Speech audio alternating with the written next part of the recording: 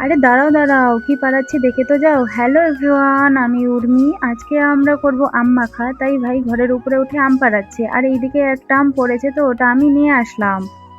এইদিকে বুনু আর আমি আম কাটতে বসে গেলাম, কিন্তু এমন কপাল বেশিরভাগ আমিই পোকা ছিল, তাই আমরা হাসছিলাম। তো এইদিকে আম গ্রেট করা হয়ে গেছে, দিয়ে দিলাম লবণ, লঙ্কা গুঁড়ো, চিনি, সরিষার তেল আর লেবু পাতা দিয়ে মেখে নিলাম। তো আমার আম মাখানো কমপ্লিট, বুনুদের দিয়ে দিলাম, আমিও শুরু করে দিলাম। এই বুনু তো একেবারে মন ভরে খাচ্ছিল। আমাদের আম মাখা খাওয়া শেষ, এবার যাব নদীতে স্নান করতে। ইয়ে, এই যে নদী চলে আসলাম, এটা হচ্ছে আমাদের রাঙাতি নদী। নদীতে তো নেমে পড়লাম, কিন্তু আমি সাঁতার কাটতে পারি না আর ডুবো দিতে পারি না। আর দেখো কি সুন্দর করে ভেসে যাচ্ছিলাম।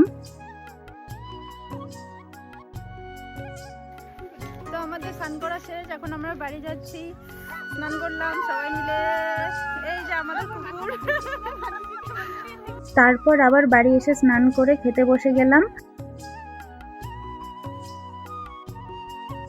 আর এদিকে দেখছি জল সইতে বের হয়েছে, কিন্তু বিয়ে নাকি অন্নপ্রাশন বুঝতে পারলাম না। তারপর আমি ঘরে আসলাম, আমি বলছিলাম কিছু একটা জিনিস ম্যাচিং হয়েছে, সেটা কি বলো তো?